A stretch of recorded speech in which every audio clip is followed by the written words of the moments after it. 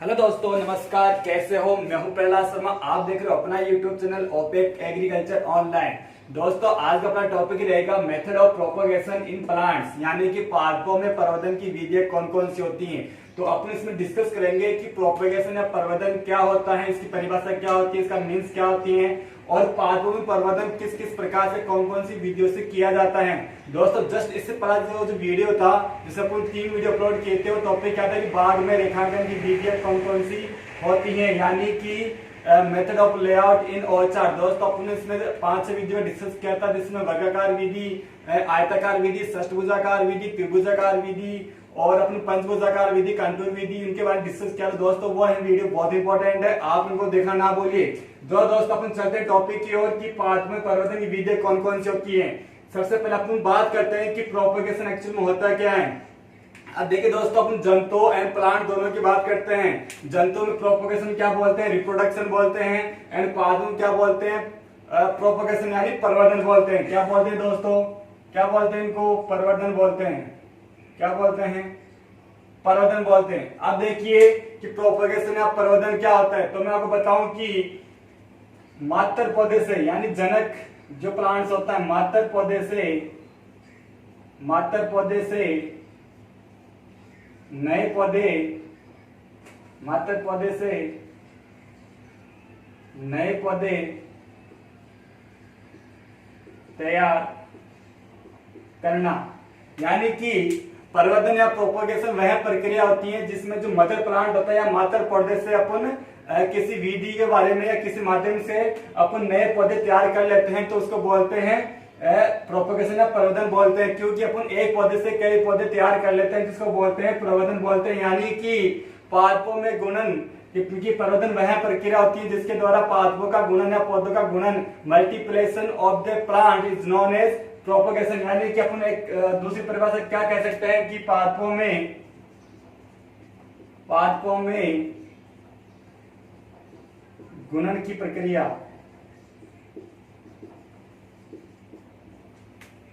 पादपों में गुणन की प्रक्रिया यानी multiplication of the plants is known as the propagation. यानी कि प्रवर्धन वह क्रिया होती है जिसमें मात्र पौधे से नया पौधा तैयार किया जाता है। अब बात करते हैं जो प्रोपगेशन या प्रवर्धन कितने प्रकार का होता है, इसकी कौन कौन सी विधियां होती हैं जिसके द्वारा अपन पौधों का प्रवर्धन कर सकते हैं। तो देखिए दोस्तों, अब बात करूं मैं कि जंतु बात करता हूं तो उसको, या पौधे बात करता हूं तो दोनों में सेम होता है। इसमें डिफरेंट क्या होता है कि देखिए, जो प्रोपगेशन अगर पादप में बात करते हैं तो प्रवर्धन 2 प्रकार से होता है। एक होता है कौन सा? सेक्सुअल प्रोपगेशन, जिसको बोलते हैं, क्या बोलते हैं?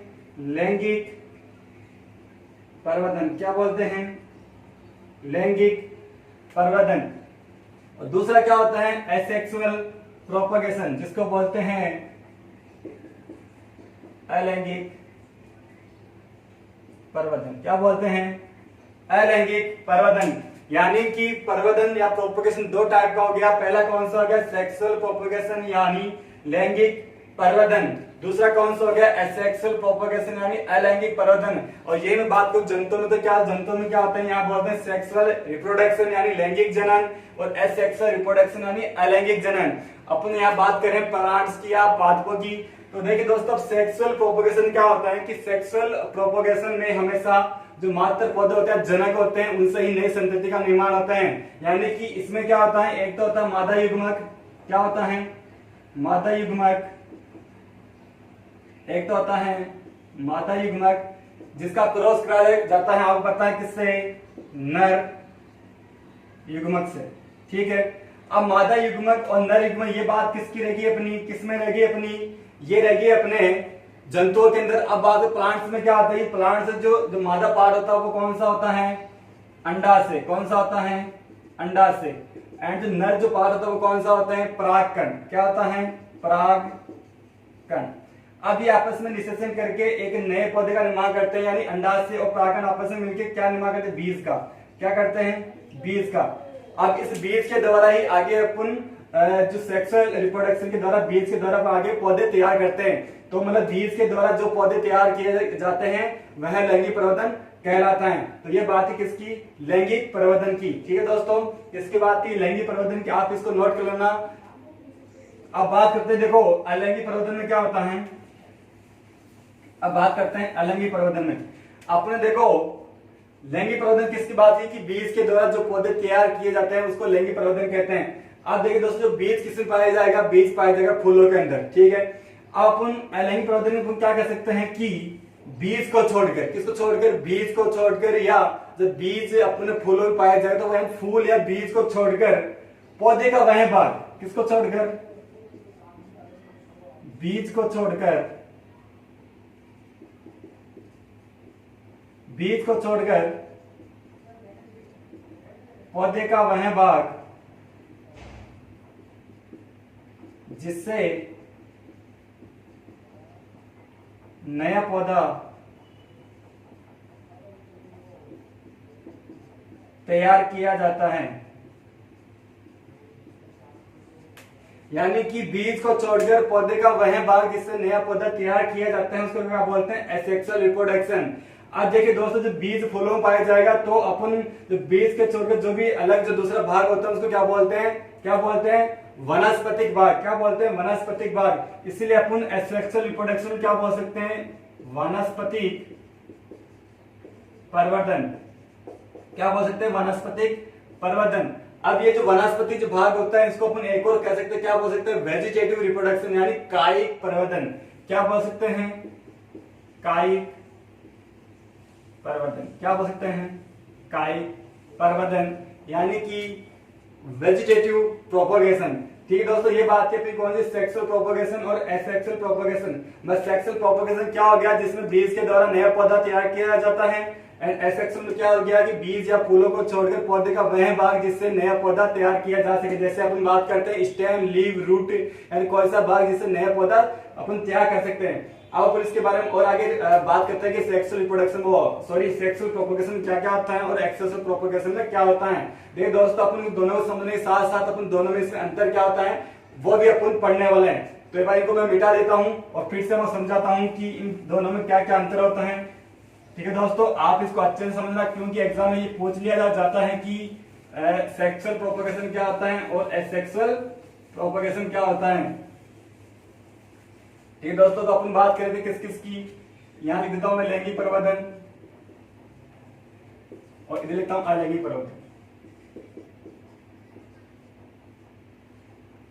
ठीक है दोस्तों, अपन लैंगिक प्रवर्धन क्या बात कर रहे थे कि जैसे मान लो कि ये है मादा युग्मक, इसका क्रॉस किसका हुआ, नर से। किसका हुआ, नर से। इससे जो प्राप्त वो क्या हुई, यानी इससे जो बीज प्राप्त हुआ। बात करो यहाँ पे किसकी बात करता हूं, अंडाशय की। यहां बात करता हूं किसकी, परागकण की।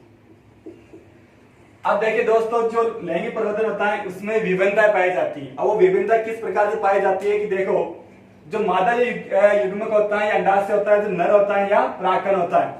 अब देखिए दोस्तों, अपन क्या पढ़ते हैं जेनेटिक्स के अंदर कि हमेशा जो संतति होती है उसमें कुछ लक्षण मादा के आते हैं और कुछ लक्षण नर के आते हैं। तो इसी प्रकार से अब ये जो बीज बनेगा इसमें कुछ लक्षण जो है फीमेल पार्ट से आएंगे एंड कुछ लक्षण अपने आएंगे किससे, मेल पार्ट से।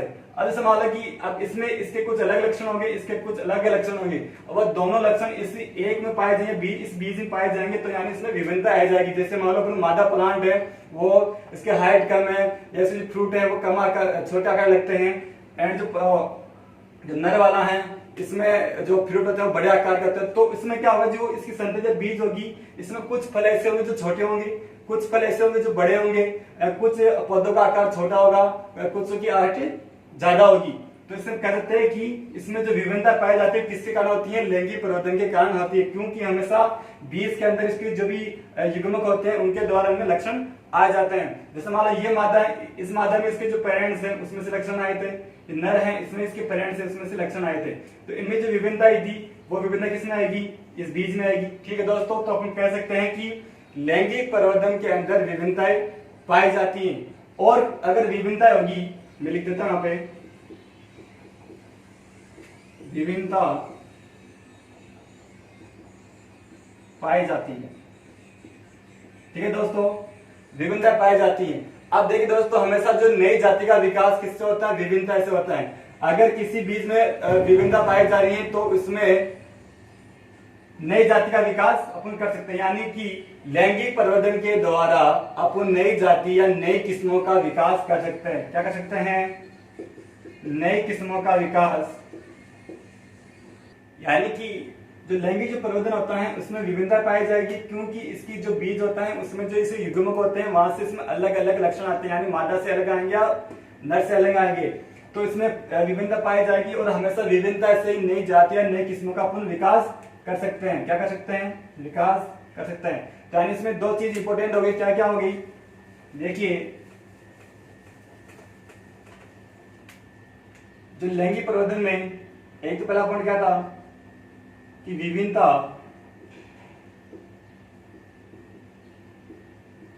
पाई जाती है, जिसको बोलते हैं क्या? वेरिएशन। अब विभिन्नता पाई जाएगी तो इससे क्या होगा? नई किस्मों का विकास, नई किस्मों या जातियों का विकास कर सकते हैं। ठीक है दोस्तों, ये बात है किसकी? अपनी किसकी बात थी? लैंगिक प्रवर्धन की। ठीक है, अब बात करते हैं अलैंगिक प्रवर्धन में। देखो दोस्तों, अलैंगिक प्रवर्धन क्या पाया जाता है? इसमें पाया जाता है समरूपता पाई जाती है। क्या पाई जाएगी? समरूपता पाई जाएगी, यानी कि इससे जो भी अपन किस्में या नए पौधे का निर्माण करेंगे उसके जो कैरेक्टर या लक्षण होते हैं वो स्वयं उसके पेरेंटल के जैसे होते हैं, यानी मातृ पौधे के समान होते हैं। यानी मान लो कि जैसे ये आम का पेड़ है, क्या है दोस्तों? ये एक आम का पेड़ है, ये आम का पेड़ है और ये की स्टेम है। ठीक है, अब मैं यहां से इसकी एक कलम लेके, इसकी एक कटिंग लेके इसको यहां पे मैं ग्रो कराऊं सेम, तो देखिए दोस्तों, इसके जो फल या इसकी शेप है, इसकी जो ग्रोथ होगी वो सेम इसके पेरेंटल के समान ही होगी। यानी कुल मिला के इसमें समरूपता पाई जाएगी, यानी जो इसमें फल होंगे, फलों का आकार, कलर या जो भी होगा सेम टू सेम इसके अपन नए पौधे वो आप लोगों को देखने को मिलेगा। इसलिए इसमें समरूपता पाई जाती है, यानी कि इसमें जो भी जो नया पौधा तैयार होगा वो हमेशा इसके मातृ पौधे के समान ही होगा। अगर इसमें विभिन्नता पाई जाएगी, कौन सी? अगर इसमें विभिन्नता पाई जाएगी तो वो किसके प्रवास में? वो वातावरणीय विभिन्नता हो सकती है। कौन सी? वातावरणीय विभिन्नता, वातावरणीय विभिन्नता। यानी कि जब अपन इसको पेरेंटल को ग्रो करें तो मान लो कि उस टाइम इसका टेम्परेचर सुटेबल हो, जिसके कारण अच्छी ग्रोथ कर सके, और जिस टाइम अपन इसके नए पौधा तैयार कर रहे हो उस टाइम इसका वातावरण जो फैक्टर है या जो टेम्परेचर इसको सुटेबल नहीं होने के कारण इसका आकार या फलों का आकार, रंग अच्छा नहीं होता। तो जब ये विभिन्नता पाई जाएगी तो कौन सी होगी? वातावरणीय विभिन्नता होगी। दूसरी क्या हो सकती है? मैनेजमेंट वाली। कौन सी? प्रबंधन। कौन सी? प्रबंधन। यानी कि एक तो सकती है वातावरणीय विभिन्नता, दूसरी क्या सकती है? प्रबंधन के कारण जो विभिन्नता आती है, यानी इसके अपन देख रहे हैं क्या इसके हार्वेस्टिंग या तुड़ाई पुण्य अपन टाइम पे कर रहे हैं। अगर इसके अपन हार्वेस्टिंग, तुड़ाई या जो भी अपन कीटनाशक स्प्रे कर रहे हैं वो टाइम पर नहीं करने के कारण इन दोनों का आपस में डिफरेंट या विभिन्नता आ सकती है। तो यानी कि जो इसमें जो समरूपता होती है वो समान होती है, मतलब लैंगिक प्रवर्धन में विभिन्नता पाई जाएगी तो अलैंगिक प्रवर्धन में विभिन्नता नहीं पाई जाएगी। ये हमेशा दोनों समान होते हैं, यानी कि मातृ पौधा और इसके जब नया पौधा तैयार करेंगे दोनों समान होंगे, इसमें समरूपता पाई जाएगी। अगर इसमें विभिन्नता आएगी तो वो किसके कारण आएगी? वातावरण विभिन्नता आ सकती है या प्रबंधन विभिन्नता आ सकती है। लेकिन इसमें विभिन्नता आएगी, लेकिन इसका जो जीन प्रारूप होगा, क्या होगा दोस्तों? इसका जो जीन प्रारूप होगा क्या होगा? जीन प्रारूप। जीन प्रारूप क्या होगा? समान ही होगा। यानी अगर इसमें वातावरण या प्रबंधन कारण जो विभिन्नता आ रही है वो तो अलग अलग हो सकती है, लेकिन इसका जो जीन प्रारूप होता है वो हमेशा पेरेंटल या मातृ पौधे के समान ही होगा। ठीक है दोस्तों, ये था पॉइंट अपने किसी और दूसरा पॉइंट क्या हो सकता है कि समरूपता होने के कारण अपन नई किस्मों का विकास नहीं कर सकते।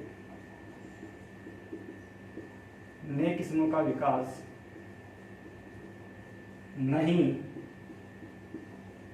कर सकते हैं।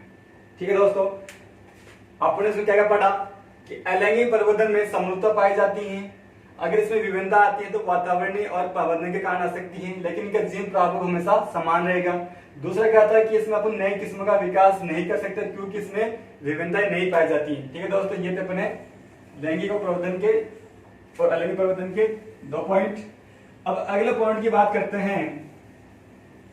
देखिए दोस्तों, जो लैंगिक जो प्रवर्धन होता है, क्या होता है? लैंगिक जो प्रवर्धन होता है, अब इसमें जो कीट होते हैं, रोग होते हैं या जो और जिससे नुकसानदायक वाले जो ऑर्गेनिज्म होते हैं, माइक्रो ऑर्गेनिज्म होते हैं, इनके प्रति यह सहनशील होता है। ठीक है दोस्तों, मतलब वह पौधा जो लैंगिक प्रवर्धन से तैयार किया गया है वह कीट,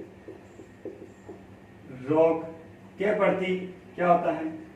सहनशील होता है। क्या होता है, यानी कि वह उनको सहन कर सकता है। दूसरा क्या होगा, वातावरणीय। वातावरणीय जो प्रतिकूल दशाएं होती है उसके प्रति क्या है, सहनशील है। यानी कि जो लैंगिक प्रवर्धन से जो भी पौधा तैयार किया गया है वह कीट और रोगों के प्रति सहनशील होता है। एंड जो वातावरण जो प्रतिकूल दशा होती है, जो एडवर्स जो कंडीशंस होती है उनके प्रति भी है क्या होता है, सहनशील होता है। यानी उनको वो सहन कर सकता है, मतलब उनका इस पे प्रभाव कम पड़ता है। और इसमें क्या होता है, अलैंगिक प्रवर्धन से जो भी पौधा तैयार किया जाता है वह इन सबके प्रति क्या होता है, संवेदनशील होता है। क्या होता है, संवेदनशील होता है। यानी कि इन पर इनका प्रभाव तुरंत आपको देखने को मिल जाएगा।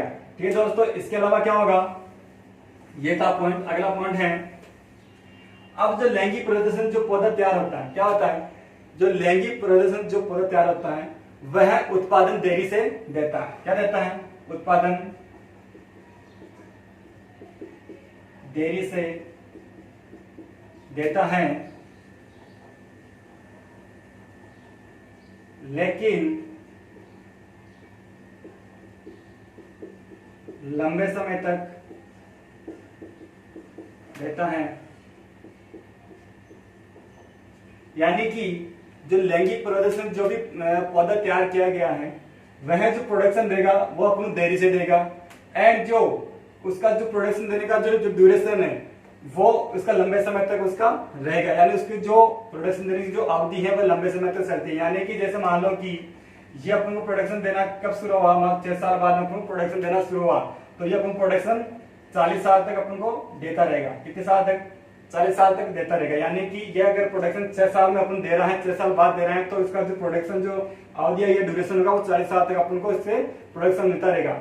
अब अलैंगिक प्रवर्धन क्या होता, अलैंगिक प्रवर्धन में जो उत्पादन है वो जल्दी देता है, लेकिन जो उत्पादन देने का जो ड्यूरेशन है, अवधि है, वो कम होती है। यानी कि जैसे मान लो कि ये उत्पादन अपन 4 साल में दे रहा है, कितने साल में, 4 साल में, लेकिन ये उत्पादन कब तक देगा, ये देगा 35 साल। कब तक देगा, 35 साल तक। यानी इसका जस्ट उल्टा हो गया कि अगर यह उत्पादन जल्दी दे रहा है तो अपन को ये कम अवधि तक फल देगा, और ये उत्पादन अगर देरी से दे रहा है तो अपन को ये ज्यादा अवधि तक फल देगा। अब देखिए दोस्तों, इसकी जो वृद्धि दर क्या होती है, इसकी जो वृद्धि दर, इसकी वृद्धि दर कम होती है। लैंगिक प्रवर्धन हमेशा जो पौधा होता है उसकी वृद्धि दर कम होती है, और इसकी जो वृद्धि दर वो होती है क्या, ज्यादा होती है। क्या होती है, ज्यादा होती है।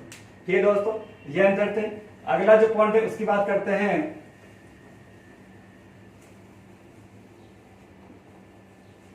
देखिए दोस्तों, अगला जो पॉइंट है कि जो लैंगिक प्रवर्धन, अब देखिए जो लैंगिक प्रवर्धन हमेशा जो सस्य विज्ञान फसलें होती है या सब्जियां होती है उनमें ही ज्यादा अपन यूज करते हैं। क्योंकि दोस्तों जो लैंगिक प्रवर्धन से क्या होता है, इससे अपन लाखों की संख्या में, कितनी में, लाखों की संख्या में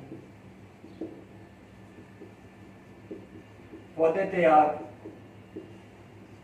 कर सकते हैं। यानी कि अपन लैंगिक प्रवर्धन से लाखों की संख्या में पौधे तैयार कर सकते हैं। इसलिए इसका उपयोग जो सस्य विज्ञान की जो फसलें होती है, जो सब्जियां होती है, उनमें ही अपन कर सकते हैं। क्योंकि जैसे अपन जैसे प्लांट, जैसे राइस या गेहूं है, वो अपन उसकी जो प्लांट जो पॉपुलेशन अपन बहुत ज्यादा चाहिए, इसलिए अपन उनको जो हमेशा जो कल्टिवेशन करते हैं, पौधे अपन लगाते हैं, तैयार करते हैं, वो हमेशा सीड से अपन ग्रो करते हैं। लेकिन क्योंकि जो अलैंगिक प्रवर्धन है अपन इसमें ज्यादा संख्या में अपन पौधे तैयार नहीं कर सकते हैं। इसमें हमेशा अलैंगिक प्रवर्धन से अपन हमेशा कम संख्या में पौधे तैयार कर सकते हैं। इसलिए इसका ज्यादा उपयोग जो फल वाली फसल होती है, फल वाली फसलों में अपन इसका उपयोग कर सकते हैं। यानी कि इसका उपयोग अपन कर सकते हैं उद्यान में। किसमें, उद्यान में। किसमें कर सकते हैं, उद्यान में। यानी कि लैंगिक प्रवर्धन से अपन पौधे ज्यादा संख्या में तैयार कर सकते हैं। इसलिए इसका उपयोग सस्य विज्ञान फसलों या सब्जियों में अपन करते हैं। अलैंगिक प्रवर्धन से हमेशा अपन कम संख्या में पौधे तैयार करते हैं। इसलिए इसका उपयोग फल वाली फसलों जैसे अपन उद्यानी फसलों में अपन इसका उपयोग करते हैं। ठीक है दोस्तों, ये बात है किसकी। अब देखिए दोस्तों, जो सब्जियां होती हैं उसमें अपन अलैंगिक प्रवर्धन अपन। अब देखिए दोस्तों, अपन अगले पॉइंट की बात करते हैं। अब जैसे कुछ ऐसी क्रॉप होती हैं जिसमें प्रवर्धन होने वाली अलैंगिक प्रवर्धन संभव है। इसमें भी अगर ऐसी कुछ फसलें होती हैं जिसमें ओनली लैंगिक प्रवर्धन संभव है। अब देखिए दोस्तों, मैं बात करता हूं, जैसे केला है, आम की बीज रहित किस्म कौन सी है? सिंधु है, आप जानते हो। केला है, आम है, अंगूर है, एंड जो कद्दू वर्गीय है, कद्दू वर्गीय जो बीज रहित किस्में होती हैं, इन किस्मों में क्या होता है? इसमें ओनली अलैंगिक परिवर्तन ही संभव है, क्योंकि इनकी जो त्रिगुणित जो किस्में होती हैं उनमें बीज नहीं पाया जाता। अरे बीज नहीं पाया जाता तो उसको बीज के द्वारा अपन परिवर्तन नहीं कर सकते। इसलिए ऐसी जो फसलें होती है, केला, आम, अंगूर, इनमें हमेशा अलैंगिक परिवर्तन ही संभव होता है। अब इस तरह बात करते हैं, जैसे पपीता है, फालसा है, सुपारी है, नारियल है, इनमें हमेशा जो परिवर्तन होगा कौन सा होगा?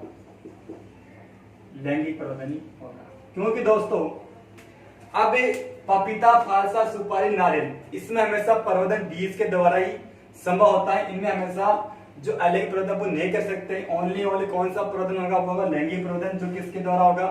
बीज के द्वारा ही संभव होता है। यानी कि दोस्तों मतलब केला, आम, अंगूर, कद्दू की जो भी होती हैं, इनमें हमेशा अलैंगिक परिवर्तन होगा। इसमें अपन लैंगिक परिवर्तन नहीं कर सकते, क्योंकि ये बीज रहित किस्में होती हैं।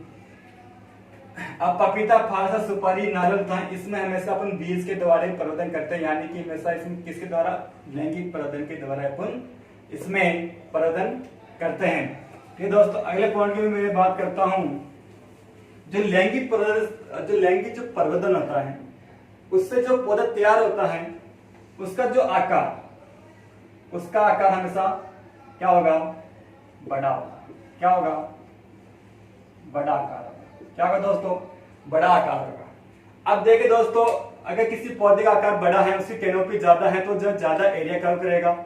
अब ज्यादा एरिया कवर करेगा तो उसमें प्रूनिंग जैसी जो प्रूनिंग, ट्रेनिंग, हार्वेस्टिंग जैसी प्रक्रिया है वो करने अपन को कठिनाई का सामना करना पड़ेगा। मतलब यानी कि जो लैंगिक परिवर्तन से जो पौधा तैयार किया जाता है, उसका आकार है, उसकी कैनोपी बड़ी होती है, इससे कारण वह एरिया ज्यादा कवर करता है।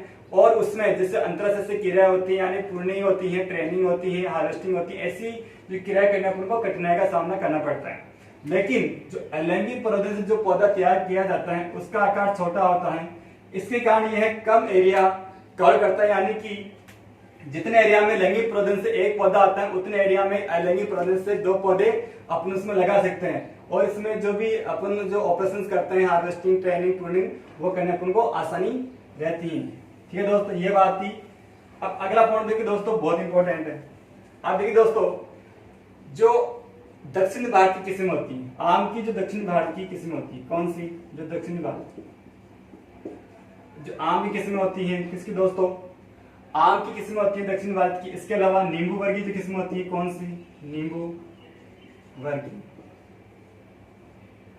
अब देखिए दोस्तों, जो आम की जो दक्षिण भारतीय किस्में होती है, जो नींबू वर्गीय किस्में होती है, इनमें क्या पाई जाती है? बहुगुणता पाई जाती है। क्या पाएगी दोस्तों? इनमें पाई जाएगी बहुभ्रूणता, यानी जो बोलते हैं पॉलीएम्ब्रेनी। अब बहुभ्रूणता क्या होती है कि एक ही बीज के अंदर एक से ज्यादा भ्रूण का पाया जाना क्या कहलाता है? बहुभ्रूणता कहलाता है। अब देखिए दोस्तों, मान लें कि कोई सीड है, उसका अपन परिवर्तन लैंगिक परिवर्तन से कर रहे हैं। ठीक है दोस्तों, जैसे आम की कोई वैरायटी है, उसका परिवर्तन अपन किससे कर रहे हैं? लैंगिक से कर रहे हैं। अब उससे जो लैंगिक परिवर्तन से करेंगे, ये इसका एक गुण होगा। किससे हो गया? लैंगिक परिवर्तन से हो गया। अब इसमें बहुगुणता पाई जाएगी, यानी कि इसमें एक से ज्यादा इसमें भ्रूण पाए जाएंगे। ठीक है दोस्तों, अब क्या होगा? अपन ने क्या पढ़ा था? जो लैंगिक परिवर्तन से जो पौधा तैयार होता है, उसकी वृद्धि दर क्या होती है? धीरे होती है। क्या होगी? धीरे होगी। यानी कि अगर ये लैंगिक परिवर्तन से जो भ्रूण से जो निकला जो प्लांट होगा, उसकी हाइट कम होगी। ठीक है दोस्तों, अब जो अलैंगिक जो परिवर्तन वाले होते हैं, भ्रूण होते हैं, वो क्या होंगे? उनकी हाइट ज्यादा होगी। क्या होगी दोस्तों? उनकी हाइट ज्यादा होगी।